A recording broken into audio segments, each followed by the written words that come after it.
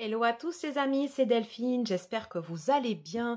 Écoutez, moi je suis super contente de vous retrouver. Aujourd'hui on est le jeudi 1er septembre, c'était la rentrée. J'espère que ça s'est super bien passé pour vos enfants si vous en avez, les petits, les grands, les ados. Moi je sais que les miens, ils étaient ravis. Passage en seconde CE2, c'est presque passé comme une lettre à la poste. Voilà. Écoutez, moi j'avais envie de vous retrouver pour des tirages un peu spécifiques. On a tout juste terminé les guidances du mois de septembre, donc je vous ai envoyé les listes, voilà, si vous voulez aller voir tirage général et tirage sentimental. Et j'ai redécouvert dans tous mes livrets, j'ai pas mal d'oracles maintenant et de tarot. Alors il y a bien sûr le Rider-Waite que j'utilise, mais j'ai redécouvert notamment en fait ce coffret où j'avais un autre Rider-Waite, voilà, que j'utilise pas puisque j'utilise à titre perso. Et il y a dedans un livret. Et à chaque arcane majeur a été proposé un tirage. Et je me suis dit, ça peut être super sympa de mettre en place ces tirages journaliers, voilà, pendant 22 jours, évidemment, et de commencer aujourd'hui avec la rentrée. Donc, c'est pour ça que je vous ai sorti la carte du mat. Alors, il y a énormément de reviews qui circulent sur YouTube, hein, donc je ne vais pas vous refaire des tonnes et des tonnes, mais si on regarde en fait la carte du mat ou du fou, appelez-le comme vous voulez, généralement quand le fou arrive dans un tirage, il appelle à beaucoup plus de spontanéité et il nous indique que si on fait appel justement à ce côté beaucoup plus spontané, ça peut nous permettre d'agir à bon escient. Dans son esprit positif, on va nous parler donc de spontanéité, de liberté, d'agir en fonction de son instinct. Donc le fou n'aime pas la préparation, tout ce qui est lié au mental, au fait de structurer ses pensées, ses idées et d'avancer un peu de façon pragmatique, ce qu'on retrouve dans la suite un peu des deniers, il n'aime pas. Ce n'est pas dans l'ADN du fou. Le fou nous invite à passer à l'action. Pour autant, est-ce que des fois c'est toujours judicieux de le faire? Ça dépend comment le fou vient dans votre tirage. Des fois, il peut également nous inviter à la prudence et nous dire n'y va pas. Voilà. Donc, si on devait résumer un peu le fou de façon très très brève, donc il y a cet esprit curieux, enjoué, un peu comme un enfant. Enfin, c'est quelqu'un qui y va, voilà, quelqu'un qui y va, ou alors l'impulsion qui va nous donner en fait de se lancer et d'y aller. Dans son côté négatif, on va parler bien sûr de quelqu'un voilà, qui sera plutôt immature et d'un manque de planification et de préparation. Hein. Donc voilà en gros les tirages, pardon, pas les tirages, les mots-clés en fait qu'on va pouvoir dire sur le fou. Donc je vais remettre le fou le, euh, dans le deck. Et puis on va tout de suite passer au tirage. On va faire le tirage du fou. Alors c'est un tirage qui est un tirage en fait en 7 cartes. Donc c'est une vidéo intemporelle. Ça a déjà envie de parler. Hein. C'est une vidéo intemporelle et qui fonctionne le jour où vous allez prendre connaissance de cette vidéo. Voilà. Écoutez, je vais continuer à battre un peu les cartes. Elles ont très très très envie de parler. C'est parfait. On va avoir pas mal de choses à dire sur les tirages. Moi, je l'ai fait pour moi et c'est vrai que je me suis dit, ouais, ça match pas mal quand même. Alors, c'est un tirage en 7 cartes. Hop, on va se concentrer. Allez, le tirage du mat, le tirage du fou. Voilà, pour tous ceux et celles qui regarderont cette vidéo. Tirage en 7 cartes. Allez, désolé pour le bruit. Ok, je vais bien le remélanger. Alors, la première carte, c'est de quelle façon j'ai été fou dans ma vie. Alors, pour ceux et celles qui regarderont cette vidéo, de quelle façon j'ai été fou dans ma vie. Allez, de quelle façon j'ai été fou dans ma vie. On va la mettre ici. La deuxième, comment cela m'a-t-il aidé? Comment cela m'a-t-il aidé? Ok, parfait. Alors, comment cela m'a-t-il blessé? Voilà, laissez comme ça. Comment cela m'a-t-il blessé? Je vais la mettre là. Alors, dans quel domaine de ma vie je dois être plus fou? Dans quel domaine de ma vie je dois être plus fou? Celle-ci. Ok. Dans quel domaine de ma vie le fou ne m'aide pas? Celle-là. Alors, je vais les remettre là pour que vous puissiez bien les voir. Où trouver le fou en moi? Celle-ci. Et je vais les recadrer, voilà, pour que vous ayez bien où trouver le fou en moi. Ok. Et on va faire la dernière. Quels sont les présents que le fou m'apporte? Quels sont les présents que le fou m'apporte?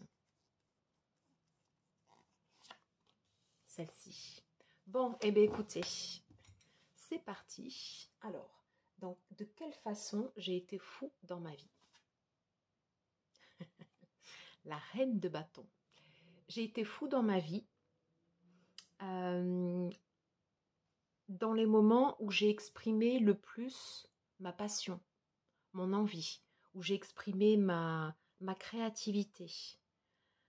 J'ai été le plus fou dans ma vie où je me suis également reliée à une énergie spirituelle pour ceux et celles à qui ça parlera.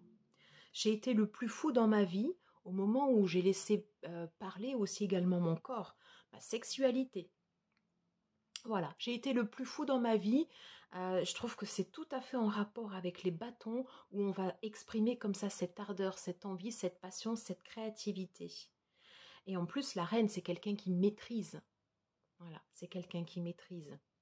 Il y a l'idée également très forte de cette spiritualité aussi, où justement on va s'ouvrir, où on a dompté aussi également ces côtés comme ça un peu sombres. Et ça fait partie aussi de notre côté mat, de notre côté fou. Dans quel domaine cela m'a-t-il aidé? Ben, ça m'a aidé justement dans le domaine relationnel, dans le domaine des sentiments. J'ai exprimé beaucoup plus de passion, beaucoup plus de vigueur. J'y suis allée. J'ai développé beaucoup plus de, comme ça, de sex appeal, c'est ce qui me vient, voilà. Et du coup, en fait, au niveau, j'ai peut-être retrouvé beaucoup plus de, je me suis sentie certainement beaucoup mieux au niveau de mes sentiments, au niveau de mes émotions. J'ai eu le sentiment d'être beaucoup plus accomplie, que les gens venaient beaucoup plus vers moi. Et du coup, ça m'a permis d'ouvrir plus mon corps. J'ai fait un lapsus. Ça m'a permis d'ouvrir plus mon cœur. Et forcément, ça m'a permis d'ouvrir aussi plus mon corps, la sexualité. Dans quel domaine ça m'a également aidé? La tour. Alors ça, c'est important. Elle est importante, cette carte, je trouve. Parce que la tour, justement, c'est quand tout s'effondre, quand tout se bouscule. Souvent, en fait, on perd pied. Excusez-moi l'expression, on se casse la gueule. Et du coup, des fois, on a du mal à se relever. Eh bien, justement, l'esprit du mat, l'esprit du fou, ça va nous permettre de repartir de rien. Banco, j'y vais. De toute façon, j'ai plus rien à perdre. Maintenant, j'y vais, je me lance et je me remets en action. Je me remets en marche. Hein, le fou, c'est celui qui a son bâton et son baluchon et qui repart comme ça.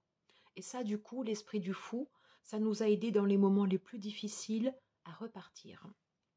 Alors, à contrario, dans quel domaine le fou m'a-t-il le plus blessé? Très, très intéressant. Le fou, en fait, m'a blessé. Alors, je dis m'a parce que c'est plus... Mais vous l'adaptez, en fait, en fonction de votre situation. Hein. Là où le fou, en fait, m'a plus blessé, c'est justement où ça a fait mal, où c'est venu, en fait, toucher comme ça la corde sensible. C'est sur toute cette partie transformation, renaissance. Souvent, cette carte, effectivement, on fait table rase du passé, on se transforme, donc c'est plutôt une carte positive si on regarde le moyen terme, voilà, ou la vision à long terme. Mais à l'instant T, la mort, ça fait mal. La transformation, ça fait mal. Ça vient toucher des parties de nous qu'on pensait intimement ancrées en nous, sur ce qu'on avait construit. Et puis le fait de se défaire de ces choses, de se rendre compte que bon, ben, soit ça fait partie du passé, ça venait que alimenter notre ego, ou que certaines relations sont terminées, j'ai plus rien à faire par exemple dans ce travail, euh, mon couple se termine, ou moi je change. Voilà, je reste dans la même, mais je change, et ça fait mal. Voilà. Et c'est là où le fou, justement, nous blesse, parce qu'il vient toucher des parties qui sont en nous, dans notre inconscient, et que des fois on n'a pas envie d'aller chercher. Voilà. Et forcément, ça pique, ça fait mal. Ça fait mal. Mais je trouve que pour l'instant, le tirage, il est très, très, très cohérent. On a réussi à dompter nos côtés sombres. On a réussi à se relever de moments extrêmement difficiles. On a ouvert son corps. Son corps je redis son corps, son cœur. Hein, voilà. Mais d'un autre côté, ça vient toucher également les parties les plus intimes de nous. Et c'est pas facile. C'est pas facile. Alors, dans quel domaine de ma vie devrais-je être plus fou? Alors, la reine d'épée. La reine d'épée va nous demander d'avoir un esprit clair, d'avoir un esprit, c'est quelqu'un qui a souffert. Hein, euh, et là où le fou, justement, où on devrait être plus fou, pardon, ça va être dans le fait de trancher et de décider. On sait que ça, c'est plus bon pour nous. Bon, ben, stop. On ne le fait pas forcément de façon agressive, ok? Parce que justement, dans le côté positif de la reine d'épée, si on va avoir l'esprit clair, on va avoir le discernement, mais on va couper. On va couper, on va trancher, on va décider sur des choses, on va avoir cette vision à long terme. Et le fou nous donne cette impulsion pour taper dans la meute. J'ai cette expression qui me vient comme ça directement. Voilà, de plus taper dans la meute. Et c'est là où on devrait être plus fou. Alors j'entends moins timoré, est-ce que c'est le mot ou pas? Je ne sais pas. Mais voilà, vous me direz comment ça vous parle. Alors, dans quel domaine le fou ne m'aide pas? Alors, le fou ne m'aide pas dans tout ce qui va être association. Association, ça peut être autant dans le fait, pardon, dans le relationnel avec les autres, dans le couple évidemment, dans les associations, ça peut être également une association dans les partenariats. Là, le fou ne m'aide pas. Parce que le fou, il peut avoir cette action comme ça individuelle. Et forcément, si on est confronté au regard de l'autre, forcément là il faut composer. Et on aura moins justement cette idée de se dire allez go, let's go, j'y vais. Parce que quand vous avez une personne en face, vous devez aussi également faire des compromis. Les décisions, elles se prennent à deux. On ne peut pas décider tout seul et dire c'est comme ça. C'est pas comme ça que ça marche quand on est à deux. Il y a nécessité comme ça de faire ce compromis. Donc c'est là où le fou, justement, dans cette idée d'association de partenariat, c'est là forcément où il nous aide le moins. On passe à l'avant-dernière carte du tirage. Où se trouve le fou en moi?